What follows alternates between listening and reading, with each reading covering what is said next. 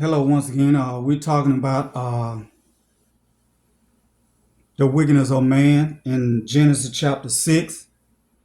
Uh, as I read earlier, God said his spirit should not dwell with man always.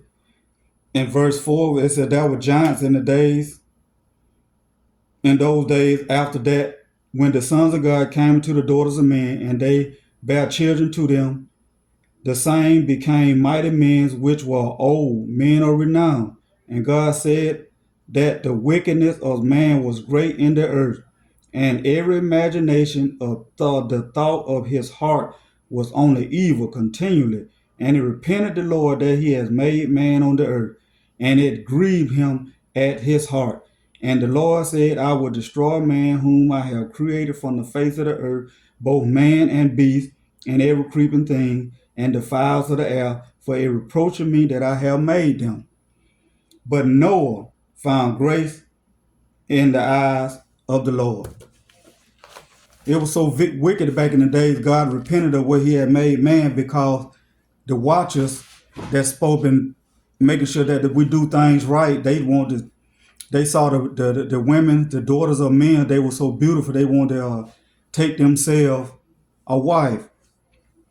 And the names of the chief in Enoch chapter 7, verse 9, the names of their chief was Semaniah, who was their leader, Uriel, Achunabel, Timiel, Remiel, Daniel, Azekah, Sharakanah, Azazel, Amral, Bathriel, Anai, Zabai, Samsaviel, Earthriel, Turiel, Umariel, and Azara.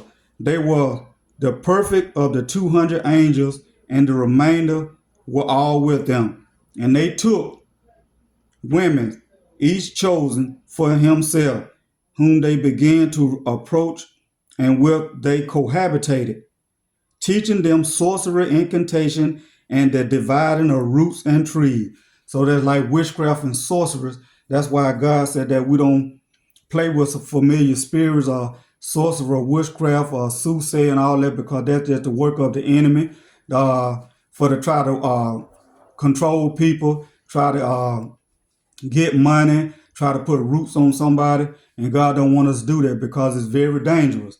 It said, then also,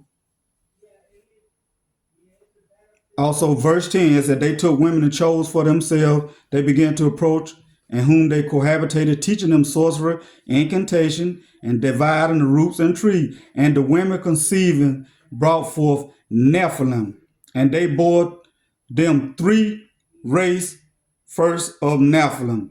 The Nephilim brought forth the Nephilims, and the Nephilim brought forth the Elul, and they existed, increasing in power according to their greatness, whose stature was each 300 cubit, in which that is 300 cubit is 441.5 feet tall. Can you imagine people walking on the earth 441 feet tall?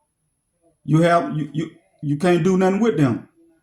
They devoured all the labors of men until it became impossible to feed them. That means they were eating so much that the men on earth couldn't keep enough vegetation for them until it became impossible to feed them. Verse 13, when they turned themselves against men in order to devour them. So they started eating people. They became cannibals and began to injure birds, beasts, reptiles, and fish, to eat one another's flesh and drink their blood. You know, God said we don't supposed to drink blood because blood is life. Then the earth reproved the unrighteousness. And moreover, chapter 8, Azazel taught men to make swords, knives, shields, breastplate, the fabrication of mirror, and workmanship of bracelets and ointment, the use of paint, the beautifying of the eyebrow, stones of every valuable, and select mankind in all sorts of dyes, so that they would become altered. And God don't want us to be altered. So that's what they did. They created a race of hybrid. So they altered the human. So it like the giants, they were hybrid, and like they were soulless. Impunity increased, fornication multiplied. Like in God said in the New Testament, said, flee from fornication, because he know that the soul ties are very dangerous. And once you have a soul tie, only God can break that soul tie. And they transgressed and corrupted all their ways. So it's just like they just did whatever the imagination came to their mind, did everything so wicked. And they were very sad. And Lord don't want us to be like that. He wants us to be holy. He wants us to be set apart. He wanted to be separated.